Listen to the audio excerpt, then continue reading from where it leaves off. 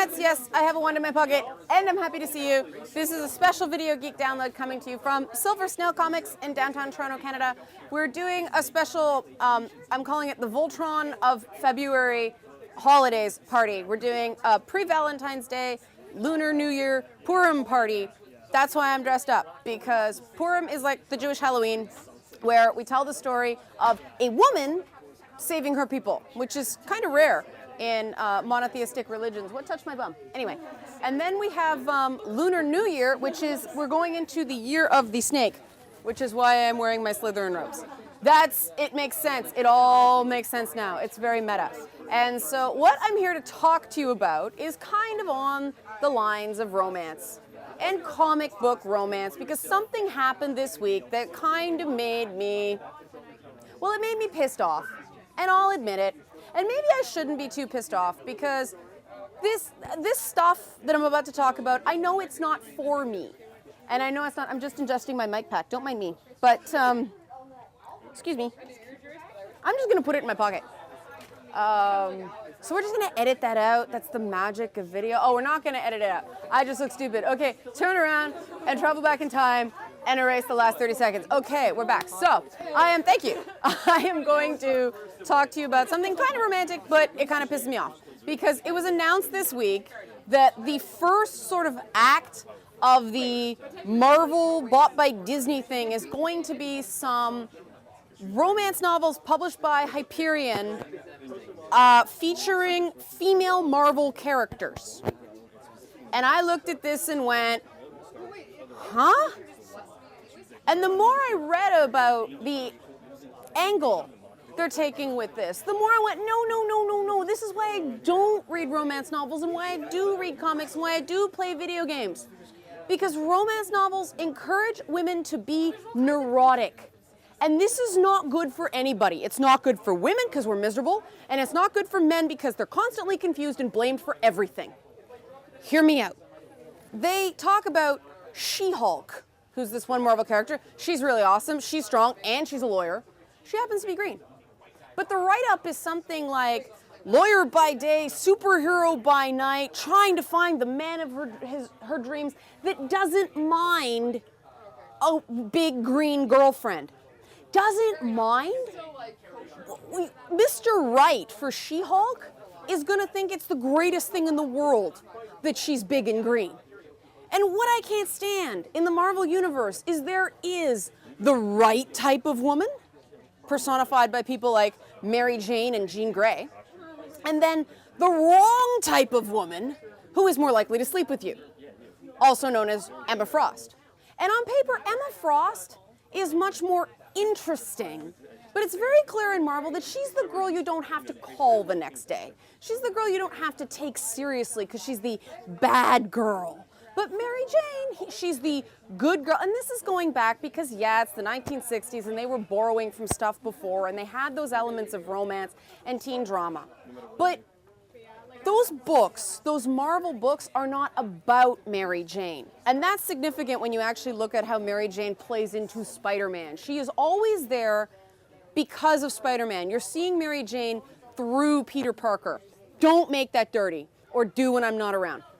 Anyway, romance novels are supposed to be from the woman's point of view, and yet we're still saying doesn't mind a green girlfriend. And then there's Rogue. Rogue is the other one, the second one they've announced, who's going to have a romance novel based around her. And Rogue is a very tragic character, but we've told the story of her not being able to touch a guy, but being in love with a guy so many times. I mean, first we had Gambit, now we have Iceman in the movies, and now we've got this guy named Jaime. And for God's sakes, if you're going to give Rogue another boyfriend, why do you have to name him after the bad guy in The Silence of the Lambs? I mean, really, the first thing I saw the name Jaime, the first thing that came into my mind was it puts the lotion on its skin or it gets the hose again. I mean, come on, that is a terrible name. They've always made Rogue a little bit of a lesbian, that whole thing with Mystique, and okay, it turned out to be her mother, but anyway, that's comics. But you immediately make it weird, like there's a piece of this dude missing, even in his name, because who would want to date a woman you can't touch? Well, it takes all kinds to make a world, and what I don't like is this idea that women who are different are inherently defective. Guys, We believe in science, right? Everybody nod. Yeah. Evolution works, and that's what X-Men's all about, right? Mutants. Evolution works by genetics trying different things out and seeing how they fit. If we don't reward diversity, we're not going to have very strong genes. If we keep rewarding more of the same, we're never going to evolve as a species. And this is important because social evolution works too. And if we keep compounding the same stereotypes about what women are supposed to be that have been going on since Marvel started in like the 1960s, the Silver Age of comics, we're never going to evolve. And we're always going to have this thing. We're in a comic book store and there's women around. And that's weird. There's so few women that come through the store on a regular basis, they don't even have a ladies' room. It's just co-ed washrooms because they're smart. They don't want to have one room always not being used and another one just, being disgusting. So they make it both. So there's a bit of an honor system where guys know a chick is going to use that eventually so they don't be on the floor as much. But so we have to evolve, and I think we're in a unique place because we're all geeks. And we're supposed to, one, be smarter than everybody else, and two, be open to new ideas. So I have a challenge for you. Ladies, the next time you try to be down on yourself for being different, I want you to turn that around. I want you to take that difference and make it a superpower.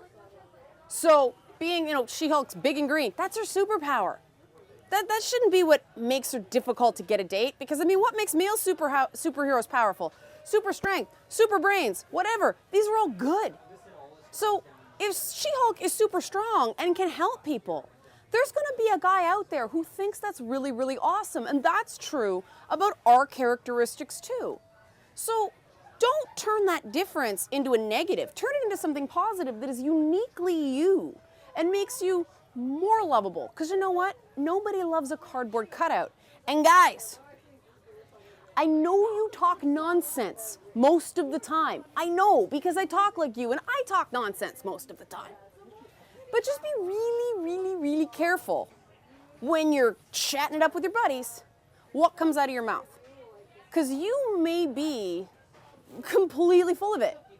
And you know you're full of it, and your buddy knows you're full of it, and you're just trying to out-guy each other.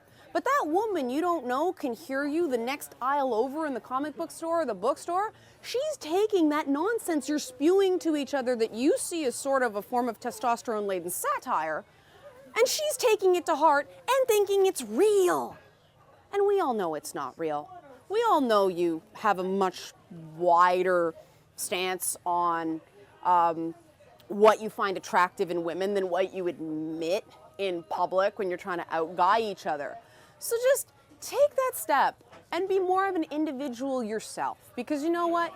Women appreciate that, because no woman wants to be perfect. That is why Twilight sold a bazillion book copies and made $1 bazillion at the box office. It has nothing to do about it being a good movie. It has nothing to do with it being compelling characters. It's about the fact that Edward Cullen does not expect Bella to be perfect. Plain and simple. She's a screw-up, and he loves her anyway. So my Valentine message to you is that listen to my words, replay this video a lot so I can get more, hits on my YouTube channel. And treat this as like the Force and Zen and all that good stuff, because Valentine's Day doesn't have to suck. And Lunar New Year and Purim are always awesome. And they're in the same month. So even if you don't like Valentine's Day, just go do something else. Anyway, that's this week's Geek Download. Follow me on Twitter at LianaK and listen to me on Canada's Top 20 Countdown.